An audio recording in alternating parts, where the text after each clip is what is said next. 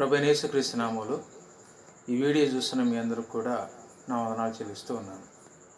క్రీస్తునందు ప్రియమైన వారులారా, దేవుడు మనలను గతించిన కాలమంతా తన కృపాక్షేమముల చేత కాచి కాపాడి ఈ రీతిగా మరొకసారి ఆయన వాక్యమును వినే భాగ్యాన్ని ఇచ్చిన తండ్రి అయిన దేవునికి నా యొక్క కృతజ్ఞతలు తెలుపుతూ ఉన్నాను. ఈ సమయంలో మనము వినబోతున్నటువంటి అంశము వాక్యము ఎక్కడ రాసుకోవాలి, వాక్యము ఎక్కడ రాసుకోవాలి అనేటువంటి పాఠాన్ని మనము వింటూ ఉన్నాము. ఉదాహరణకు మనం గమనించినట్లయితే చాలామంది క్రైస్తవులు అనేటువంటి వారు దేవుని యొక్క వాక్యమును తమ వాహనాల మీద రాసుకోవడం అనేటువంటిది మనము చూస్తూ ఉంటాం. బైకుల మీద, కారుల మీద, అలాగే ఇళ్లల్లో గోడల మీద ఇలా తమకు నచ్చినటువంటి ఒక వాక్యమును తీసుకొని వాటిని తమ వాహనాల మీద అలాగే ఇళ్ల మీద రాసుకోవటం అనేటువంటిది మనము చూస్తూ ఉంటాం. అయితే దేవుని యొక్క గ్రంథము, దేవుని యొక్క వాక్యము ఎక్కడ రాసుకోవాలని గ్రంథం మనకు తెలియజేస్తుందని మనం గమనించినట్లయితే దేవుని యొక్క వాక్యం ఈ రీతిగా మనకి తెలియజేస్తూ ఉంది. సామెతల గ్రంథము 3వ అధ్యాయము 3వ వచనాన్ని మనం గమనించినప్పుడు, దయను సత్యమును ఎన్నడను నిన్ను విడిచిపోనీయకము, వాటిని కంఠభూషణముగా ధరించుకొనుము, హృదయమును పలక మీద వాటిని రాసుకొనుము అంటాడు. ఇక్కడ జ్ఞాని అయిన సొలొమోను తెలియజేస్తూ మాట్లాడుతున్నాడు. దయను సత్యమును ఎన్నడూ నిన్ను విడిచిపోనీకము, వాటిని కంఠభూషణముగా ధరించుకొనుము, హృదయమును పలక మీద వాటిని రాసుకొనుము. కనుక దేవుని యొక్క వాక్యము ఎక్కడ రాయబడాలని గ్రంథం మనకు తెలియజేస్తూ ఉంది అని అంటే, హృదయమును పలక మీద రాసుకొనుము. ఏమి రాసుకోవాలి అని అంటే దయ, సత్యము. వాటిని అవి ఎన్నడూ నిన్ను విడిచిపోనీయకుండా చూచుకో అంటున్నాడు. విడిచిపోనీయకము అంటున్నాడు. వాటిని కంఠభూషణముగా, మన మెడకి హారంగా వాటిని ధరించుకోమని దేవుని యొక్క వాక్యం తెలియజేస్తూ ఉంది. కనుక దయా సత్యము హృదయమున పలక మీద వాటిని రాసుకో. కనుక సమాజంలో మనం గమనించినప్పుడు చాలామంది తమ ఒంటి మీద, తమ చేతుల మీద పచ్చబొట్టని లేకుంటే టాటూలని వేయించుకోవడం అనేటువంటిది మనం చూస్తూ ఉంటాం.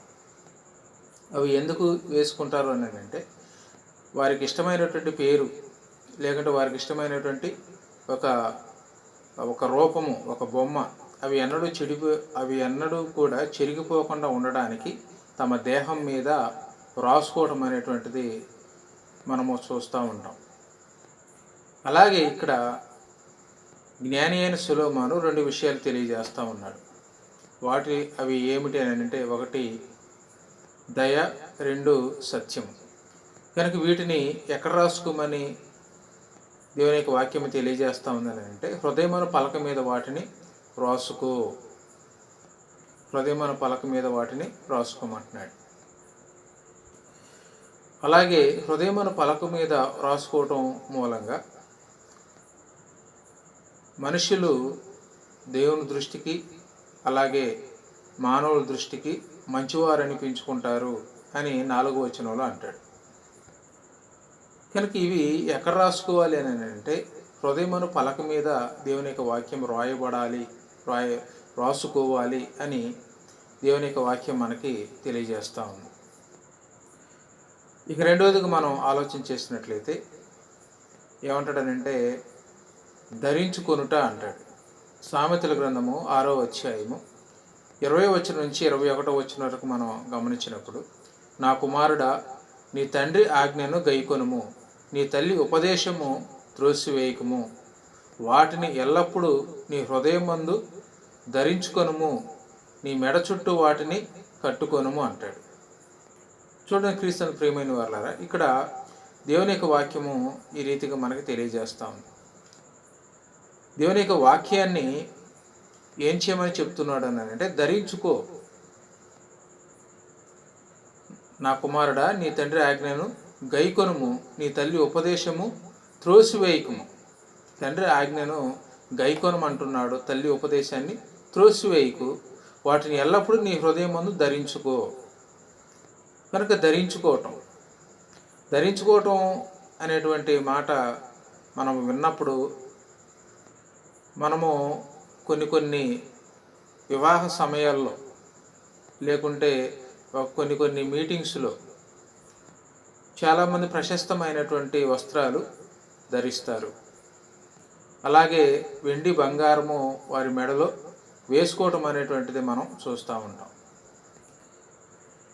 ప్రశస్తమైన వస్త్రాలు ఏ విధంగా అయితే ధరించుకుంటారో, వెండి బంగారం ఏ విధంగా అయితే తమ మెడలో అలంకరించుకుంటారో, అలాగే తండ్రి యొక్క ఆజ్ఞను గైకొనమంటున్నాడు, తల్లి యొక్క ఉపదేశాన్ని త్రోసివేయకు. వాటిని ఎల్లప్పుడూ నీ హృదయం ముందు ధరించుకో. హృదయానికి ధరించుకోవటం. కనుక ఒంటి మీద ధరించుకున్నవి అవి విడిచేస్తాం. భౌతికమైనటువంటి వస్త్రాలు, ఎంత వెలగల వస్త్రాలు మనం ధరించినా కానీ వాటిని అవి సాయంత్రానికి మనం ఏం చేస్తామనంటే వాటిని విడిచేస్తాం, వాటిని తీసేస్తాం. అవి చెమట బట్టి మురికి బట్టి పోతాయి కాబట్టి ఒంటి మీద ఉన్నటువంటి వస్త్రాలని తీసేస్తాం. కానీ హృదయంలో ధరించుకున్నది తీసివేయబడేది కాదు. కనుక తీసివేయబడినటువంటి దానికి ధరించుకోమంటున్నాడు. ఏమిటనంటే హృదయంలో ఉన్నటువంటి వాక్యము తీసివేయబడేది కాదు. కనుక దేవుని యొక్క వాక్యము నీ హృదయానికి ధరించుకో. తండ్రి యొక్క ఆజ్ఞను ధరించుకోవటం. కనుక ధరించుకున్నప్పుడు మనం ఎలా కనపడతాము అని అంటే దేవుని పిల్లలాగా ఉంటాము. వాటిని నీ మెడకు, నీ హృదయం ముందు ధరించుకోను అన్నాడు. నీ మెడ చుట్టూ వాటిని కట్టుకోను అన్నాడు. కనుక మెడ చుట్టూ కట్టుకోవటం, మెడకు కట్టుకోవటం. మెడకు మనం ఏం కట్టుకుంటాము అని అంటే బంగారు ఆభరణాలు కట్టుకుంటాం, వాటిని మరలా తీసేస్తాం. కానీ వాక్యము తీసివేయబడేది కాదు, వాటిని కట్టుకోమని చెప్తూ ఉన్నాడు. వాటిని హృదయానికి ధరించుకోమంటున్నాడు. అలాగే వాక్యాన్ని, ఉపదేశాన్ని మెడకు కట్టుకోమంటున్నాడు. రెండవదిగా మనం గమనించినట్లయితే, మూడవదిగా నీ వేళ్లకు కట్టుకొనుము అంటాడు. సామెతల గ్రంథము 7వ అధ్యాయము 3వ వచనాన్ని మనం గమనించినప్పుడు, నీ వేళ్లకు వాటిని కట్టుకొనుము, నీ హృదయమును పలక మీద వాటిని రాసుకొనుము అంటాడు. కనుక వాక్యాన్ని వేళ్లకే కట్టుకోవటం. వేళ్ళకి ఏం కట్టుకుంటారు అని అంటే మనుషులు వేళ్ళకు ఉంగరాలు పెట్టుకోవటం అనేటువంటిది మనం సమాజంలో చూస్తూ ఉంటాం. కనుక ఆ ఉంగరం అనేటువంటిది కొన్నిసార్లు తీస్తూ ఉంటాము, అలాగే పెడతా ఉంటాం. అదొక అలంకారంగా ఉంగరం అనేటువంటిది వేళ్ళకు పెట్టడం అనేటువంటిది చాలామంది చేస్తూ ఉంటారు. బంగారం ఉన్నటువంటి వారు వేళ్ళకు పెట్టుకుంటూ ఉంటారు. కనుక మనము వాక్యము హృదయములో రాసుకుంటే ఇంకొకరి వైపు వేలెత్తి చూపించు. కనుక దేవుని యొక్క వాక్యము వేళ్లకు మనం కట్టుకుంటే ఇంకొకరి వైపు వేలెత్తి చూపించు. ఎందుకనంటే దేవుని యొక్క వాక్యం ఏం చెప్తుందని అంటే, ముందు నిన్ను నువ్వు చూసుకో. జ్ఞాని తనను తాను పరిశీలించుకుంటాడు, కనుక ఎదటి వారిని విమర్శించడు. కనుక దేవుని యొక్క వాక్యము మన వేళ్ళకి కట్టుకుంటే మనం వేలెత్తి అవతల వారిని చూపించాం. కనుక వెలగలిగినటువంటి ఉంగరాలు పెట్టుకున్నటువంటి వారు చాలామంది ఏం చేస్తూ ఉంటారని అంటే వారు వేలెత్తి ఎదటి వారిని చూపిస్తారు. ఎవరు ఏలెత్తి ఎదటి వారికి చూపిస్తారు అని అంటే వాక్యము వారి వేళ్లకు కట్టుకోనటువంటి వారు ఏలెత్తి అవతల వ్యక్తిని నువ్వు ఇలాంటి వాడివి, నువ్వు ఇలాంటి దానివి అని చెప్పేసి అని మాట్లాడతారు. కనుక వాక్యము వేళ్ళకి కట్టుకున్నటువంటి వారు మరొకరి వైపు ఏలెత్తి చూపించరు. అలాగే వాక్యము వేళ్లకు కట్టుకుంటే ఇంకొకరిది దొంగతనం అనేటువంటిది చేయం. వాక్యము మనం వేళ్ళకు కట్టుకుంటే ఇంకొకరికి దొంగతనం చేయం. దొంగతనం చేయటానికి మనం ఏది వాడతామని అంటే చేతిని వాడతాం. కనుక మరొకరిది ఇలా దొంగిలిస్తాం. అలా ఎవరు దొంగిలిస్తారు అని అంటే ఎవరైతే వాక్యాన్ని తమ వేళ్ళకు కట్టుకోలేదో వాళ్ళు దొంగిలిస్తారు. మనం దారిని పోతూ ఉంటాము. ఒక ఒక చెట్టుకి ఒక ఇంటిలో ఒక చెట్టుకి పండ్లు అనేవి బాగా ఉన్నాయి. ఎవరు ఆ ఇంటి వారు లేరు అనుకోండి, ఏం చేస్తారు అని అంటే ఒక కాయ తీసేసుకుంటారు, అంటే దొంగతనం చేస్తారు. ఎందుకు ఆ విధంగా చేస్తున్నారు అని అంటే వారి వేళ్లకు వాక్యం లేదు, వాక్యము కట్టుకోలేదు. వాక్యము కట్టుకున్నటువంటి వారు మరొకరిది దొంగతనం చేయరు. కనుక ఎవరు చేస్తారంటే వాక్యము హృదయం అనే పలక మీద రాసుకున్నటువంటి వారు, వాక్యాన్ని తమ వేళ్లకు కట్టుకున్నటువంటి వారు ఇతరులతో దొంగతనం చేస్తారు. అందుకని దేవుని యొక్క వాక్యము ఎక్కడ కట్టుకోవాలి అని అంటే వేళ్లకు కట్టుకోమంటున్నాడు. నీ వేళ్లకు కట్టుకో అంటున్నాడు. ఇక 4వదిగా మనం గమనించినట్లయితే బాసికము వలె ఉండవలెను అంటాడు. బాసికము వలె ఉండవలెను. ద్వితీయోపదేశకాండము 6వ అధ్యాయము 6వ వచనం నుంచి 8వ వచనం వరకు మనం గమనించినప్పుడు, నేడు నీకు ఆజ్ఞాపించు ఈ మాటలు నీ హృదయంలో ఉండవలెను. నీవు నీ కుమారులకు వాటిని అభ్యసింపజేసి నీ ఇంట కూర్చున్నప్పుడును, త్రోవను నడుచున్నప్పుడును, పండుకున్నప్పుడును, లేచినప్పుడును వాటిని గురించి మాటలాడవలెను. సూచనగా వాటిని నీ చేతికి కట్టుకొనవలెను. అవి నీ కన్నుల నడుమ బాసికము వలె నుండవలెను అంటాడు. కనుక దేవుని యొక్క వాక్యం మనకేమని తెలియజేస్తుంది అంటే, నేడు నీకు ఆజ్ఞాపించి ఈ మాటలు నీ హృదయంలో ఉండవలెను. నీ హృదయంలో ఈ మాటలు ఉండాలి. ఏ మాటలు అంటే దేవుడు మనకి ఏదైతే క్రొత్త నిబంధనలు యేసు ప్రభు ద్వారా మనకు ఆజ్ఞాపించాడో 10 ఆజ్ఞలు అనేవి అవి మన హృదయంలో ఉండాలి. కనుక ధర్మశాస్త్రము కాలంలోనైనా అయితే ఇవి ద్వితీయోపదేశకాండంలో చెప్తున్నటువంటి ఈ మాట ఇశ్రాయేలుకు చెప్తున్నటువంటి మాట. వారికి ధర్మశాస్త్రాన్ని ఇచ్చాడు, 10 ఆజ్ఞలు కలిగినటువంటి ధర్మశాస్త్రం ఇచ్చాడు రాతి పలకల మీద. ఆ ఆజ్ఞలు ఎక్కడ ఉండాలి అంటే పలకల మీద ఉండటం కాదు, కానీ హృదయంలో ఉండాలి. హృదయంలో ఉంచుకొని ఏం చెప్తున్నాడంటే, నీ కుమారులకు వాటిని అభిషింపజేసి నీ ఎంట కూర్చున్నప్పుడును, త్రోవ నడుచున్నప్పుడు, పండుకున్నప్పుడు వాటిని గురించి వారికి తెలియచేయాలి. ఏమిటి అని అంటే దేవుడు ఏదైతే నీకు ఆజ్ఞాపించాడో దానిని తెలియచేయటం. కనుక అవి తెలియచేయాలి అని అంటే ఎక్కడ ఉండాలంటే ముందుగా అవి నీ హృదయంలో ఉండాలి. కనుక దేవుని యొక్క వాక్యము మన హృదయంలో ఉన్నప్పుడు ఆ వాక్యాన్ని మన పిల్లలైనటువంటి వారికి తెలియజేస్తూ ఉంటాం.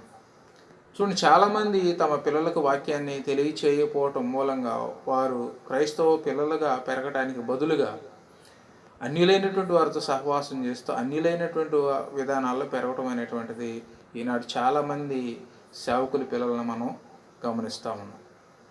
ఎందుకని నేనంటే ఒక సేవకుల పిల్లలనే కాదు, క్రైస్తవ కుటుంబాల్లో తల్లిదండ్రులు క్రైస్తవులైనటువంటి వారి కుటుంబాల్లో కూడా పిల్లలు ఎలా ఉన్నారు అని అంటే క్రైస్తవుల పిల్లలుగా వారు పెరగడం లేదు. ఎందుకనంటే తల్లిదండ్రి అయినటువంటి వారు దేవుడు తమకు ఆజ్ఞాపించినటువంటి మాటలు వారికి చెప్పకపోవటం మూలంగా. కనుక ఎఫెసీ పత్రిక 6వ అధ్యాయంలో ఏమంటాడంటే, తండ్రులారా మీ పిల్లలకు కోపం రేపక ప్రభు శిక్షలను బోధలను వారిని పెంచండి అని అంటాడు. ప్రభు శిక్షల బోధలో వారిని పెంచటం అంటే ప్రభు శిక్షణలో ప్రభు బోధను వారికి తెలియజేస్తూ బోధలో పెంచటం, క్రమశిక్షణగా పెంచడం అనేటువంటిది చేయమంటున్నాడు. ఇంకా ఏమంటున్నాడు అంటే వాటిని సూచనగా నీ చేతికి కట్టుకొనవలెను.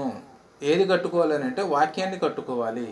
చూడండి, చాలామంది చేతులకి దారాలు కట్టుకుంటూ ఉంటారు, అలాగే రాఖీలు కట్టుకుంటూ ఉంటారు. కనుక క్రైస్తవులైనటువంటి వారు కూడా రాఖీలు కట్టుకునేటువంటి విధానము మనం చూస్తూ ఉంటాం. కనుక కట్టుకోవాల్సింది ఏంటి అని అంటే ఆజ్ఞలు కట్టుకోవాలి, దేవుని యొక్క వాక్యాన్ని కట్టుకోవాలి. ఇంకా ఏమన్నాడంటే 8వ వచనంలో అవి నీ కన్నులో నడుమ బాసికము వలె ఉండవలను. కనుక బాసికం ఎవరు కట్టుకుంటారంటే పెండ్లి కుమారుడు బాసికం కట్టుకుంటాడు నుదుట. కనుక వాక్యం ఎక్కడ ఉండాలంటే నీ నుదుట బాసికము వలె కట్టుకోవాలి. కనుక కట్టుకోవటం అని అంటే చూడు, వెండి బంగారాలు వేసుకొని ఇతరులకు చూపించుకునేటువంటి వారు ఉంటారు.